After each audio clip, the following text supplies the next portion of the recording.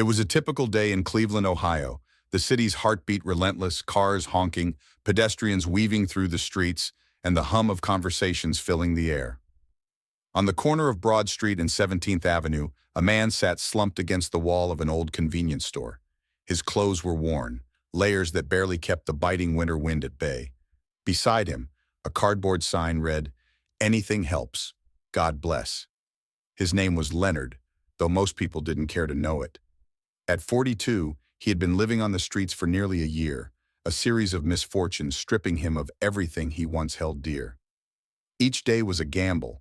Sometimes a passerby would toss a few coins his way, but more often they hurried past, avoiding his eyes. Leonard adjusted his beanie and shivered, watching as shoes of every kind passed him, high heels, sneakers, polished loafers. Then, out of the corner of his eye, he noticed something different. A pair of pristine white sneakers stopped just feet away from him. They weren't just expensive.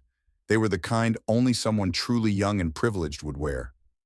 Leonard squinted against the sunlight, recognizing the face, but couldn't immediately place it. The boy was waiting at the corner, scrolling through his phone, completely unaware of the attention he was drawing. People around whispered, some even pulling out their phones discreetly to snap pictures. Leonard hesitated. He wasn't one to approach anyone unless they made eye contact first, but something about the boy's demeanor struck him. He wasn't in a rush like everyone else. There was an air of quiet observation, a calmness that seemed out of place amidst the city's chaos. Taking a breath, Leonard spoke up, his voice dry from the cold. "Hey, young man, can you spare $1?" The boy froze mid-scroll, his head tilting slightly as if to confirm he'd heard correctly. Slowly, he turned to face Leonard, his expression unreadable for a moment. The world around them seemed to slow down. Leonard braced himself for rejection. He was used to it. But what happened next was anything but ordinary. "What do you need it for?" the boy asked, his voice calm but firm. The question caught Leonard off guard. It wasn't rude or dismissive, but there was a weight to it, as if the boy genuinely wanted to know. Leonard's throat tightened. He hadn't expected a conversation. "Well," he began, rubbing his hands together for warmth, "a cup of coffee would be nice, maybe a sandwich if I'm lucky." His voice faltered.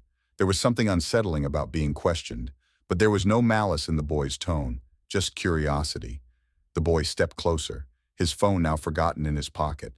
Leonard could feel the stares of others, the silent judgment of people wondering why someone like this kid would waste his time on a man like him.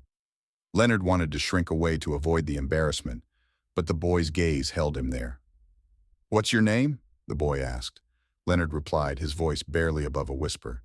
The boy nodded slightly, his brow furrowing as if he were processing something far beyond the moment. "I'm Barron," he said simply. There was no arrogance, no sense of self-importance in his introduction, just an unexpected sincerity. The hum of the city returned, but something in that exchange was different. The air between them felt charged, as if this brief moment would lead to something far greater. Leonard shifted uneasily on the cold pavement, unsure how to respond. Barron's presence was unlike anything he had encountered before. Most people ignored him, averted their gaze, or tossed loose change in his direction without so much as a word. But here was this young man, not just stopping but actually talking to him as if he were an equal. Barron crouched down to meet Leonard at eye level, the move startling Leonard. No one had ever done that before. "How long have you been out here?" Barron asked, his tone calm but direct. Leonard hesitated. Sharing his story wasn't something he usually did.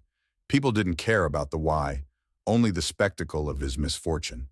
But there was something disarming about Barron's demeanor, almost a mix of curiosity and concern, as if the teenager were piecing together a puzzle in his mind.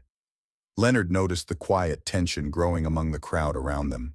People were watching, whispering, some even paused, their curiosity piqued by the unusual sight of the young Trump heir crouched on the sidewalk beside a homeless man.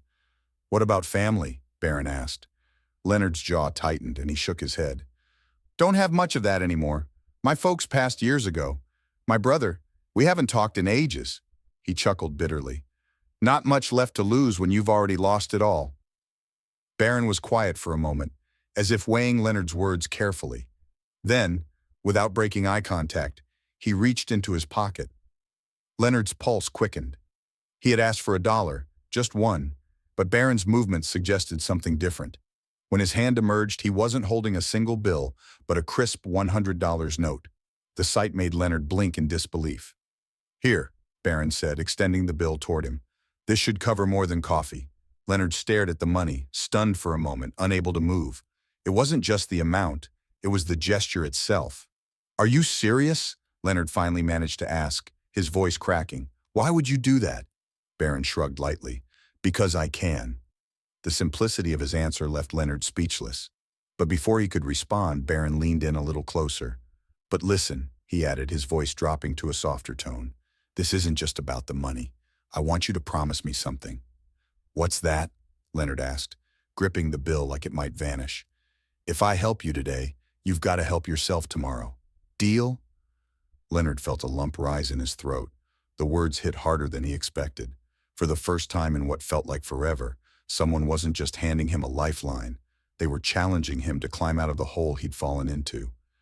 Leonard nodded, unable to find the right words. "Good," Barron said, standing back up. He glanced around at the gathering crowd, his calm demeanor unshaken by the attention. "I'll make sure they're expecting you," he added, his voice unwavering. The air around them seemed to shift as Leonard clutched the paper and the money. It wasn't just kindness, it was hope, a fragile flickering light in a world that had long been dark. And somehow, Leonard knew this was only the beginning. Leonard sat there staring at the $100 bill and the note in his hands, as if they were alien objects. His mind raced, caught between disbelief and cautious hope. Barron didn't leave immediately. Instead, he stood there watching Leonard with an intensity that felt almost unnerving. It was clear he wasn't just offering a handout. He was waiting for something, perhaps an acknowledgement or a commitment. Leonard cleared his throat, his voice shaky. "Why? Why do you care? You don't know me." Barron tilted his head slightly, his lips forming a faint smile. "Because everyone has a story, Leonard. Yours just hasn't been told yet." He paused, glancing at the crowd beginning to gather. "And honestly, if I'm in a position to do something good, why wouldn't I?" Leonard was taken aback. He'd heard plenty of empty words over the years, but Barron's tone carried a weight that felt genuine. Still, skepticism gnawed at him. "You don't owe me anything," Leonard said, his voice firmer now. "I've been out here long enough to know people don't just stop to help without expecting something in return." Barron smiled faintly, shaking his head. "Everyone screws up, Leonard. But giving up, that's the only way you lose." His words were simple, but they landed with a force Leonard wasn't prepared for.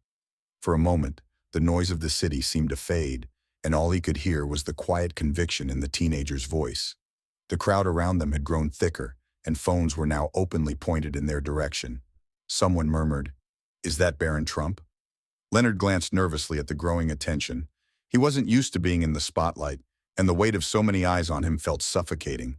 Barron seemed unfazed. If anything, he seemed to thrive under the pressure. As the days passed, Leonard began to notice subtle changes both within himself and in the world around him. At the shelter, staff members treated him with a kindness he hadn't felt in years. They offered not just practical support, but also encouragement, reminding him that his story wasn't over yet. Word of his journey had spread quietly within the shelter community. Others who had been struggling in silence came up to him, inspired by his willingness to take the first step. "If you can do it, maybe I can too," one man had said, giving Leonard a pat on the back.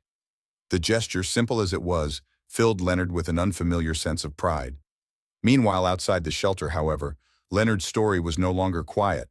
The video of his interaction with Barron Trump had exploded across social media, racking up millions of views in just a few days. News outlets picked up the story, dissecting every detail. Commentators debated whether Barron's actions were genuine or performative, while viewers around the country shared their thoughts online. "Privilege with a purpose," one tweet read. "This is how you use it for GE. Ood." Another user posted, "It's sad that kindness like this is so rare, but kudos to Barron for showing us it's possible." Leonard learned about the attention when a staff member at the shelter showed him the video. Watching himself on screen, Leonard felt a strange mix of emotions, embarrassment, gratitude, and something he couldn't quite name. He barely recognized the man in the video, the hollow eyes, the defeated posture. It was a reminder of how far he'd fallen, and perhaps how far he could rise. Behind the scenes, Barron quietly ensured that the shelter received substantial donations, enough to expand its programs and help even more people like Leonard. The video sparked a larger movement. People across the country began sharing their own acts of kindness, tagging them with hashtags like #KindnessChallenge and #PayItForward. Local organizations reported increases in donations, and volunteers stepped forward in droves, inspired by the simplicity of Barron's gesture. For Leonard, the ripple effect became more personal. One evening, as he sat in the shelter's common room, he was approached by a man who looked oddly familiar. "Leonard," the man asked hesitantly. Leonard squinted, trying to place the face, and then it clicked. Paul, his younger brother, the one he hadn't spoken to in over a decade. The two men stared at each other, the weight of lost years hanging between them. "I saw the video," Paul admitted, sitting down beside him. "I didn't know things had gotten so bad for you. I should have reached out sooner." Leonard shook his head, fighting back tears. "It's not your fault. I didn't exactly make it easy for anyone to find me." Paul placed a hand on Leonard's shoulder. "Well, I'm here now, and I'm not going anywhere." The reunion was bittersweet, a reminder of what had been lost, but also of what could still be rebuilt. For Leonard, it was another step toward healing, not just his circumstances, but his relationships and his sense of self. As the weeks went on, Leonard began to see his story less as a tragedy and more as a testament to resilience. And though he still had a long road ahead, he carried with him a renewed sense of purpose, fueled by the kindness of a stranger who had given him more than money. He had given him hope.